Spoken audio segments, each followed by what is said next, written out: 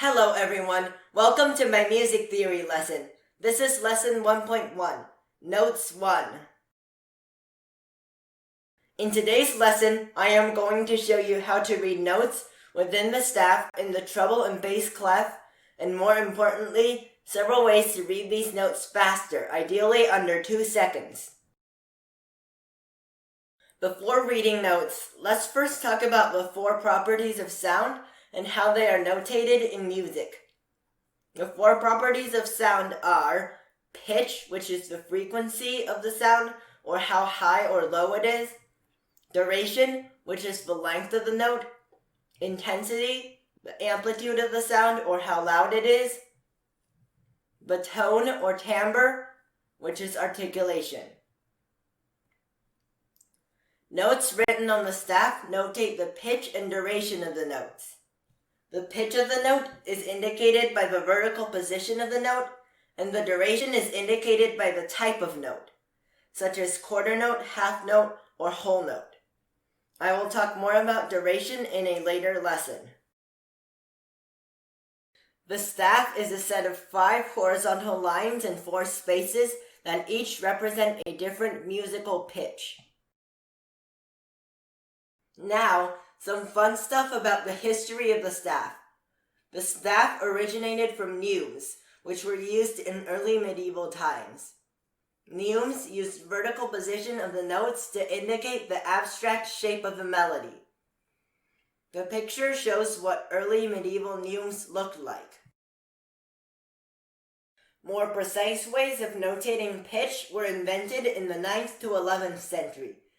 The absolute height of the note on the page became the pitch. Later, letter names were given to the notes.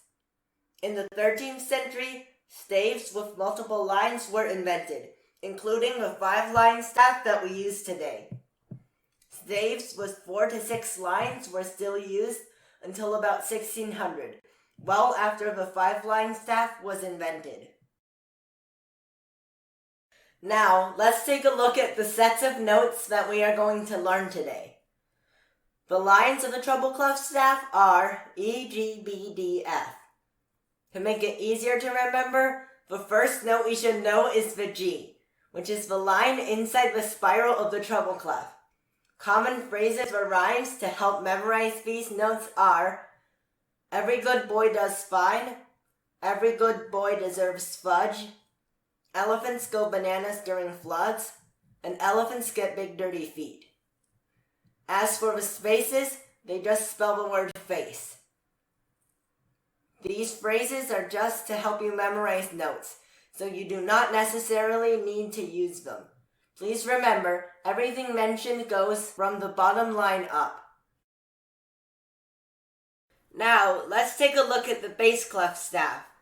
The line between the 2 dots of the bass clef is F. The lines of the bass clef staff from bottom to top are G, B, D, F, A. Common phrases or rhymes are: green buses drive fast always, and grizzly bears don't fly airplanes. The spaces of the bass clef staff from bottom to top are A, C, E, G. Common phrases or rhymes are: all cows eat grass, and all cars eat gas. Again, these rhymes are just used to help you memorize the notes. Also, everything mentioned goes from the bottom line up. Using the phrases or rhymes is a good way to start reading notes, but the best way to memorize your notes is to practice reading your notes over and over. The more you practice, the faster and more accurately you will be able to read notes. Let's try it on the next slide. Name the note. D. Name the note. A. Conclusion. The vertical position of notes on the staff, which has 5 lines and 4 spaces, indicates the pitch of a note. The treble clef lines are E, G, B, D, F, and the treble clef spaces are F, A, C, E. The bass clef lines are G, B, D, F, A, and the bass clef spaces are A, C, E, G. For more practice, please download my music theory app. In the next lesson, I am going to talk about notes with ledger lines. See you next time!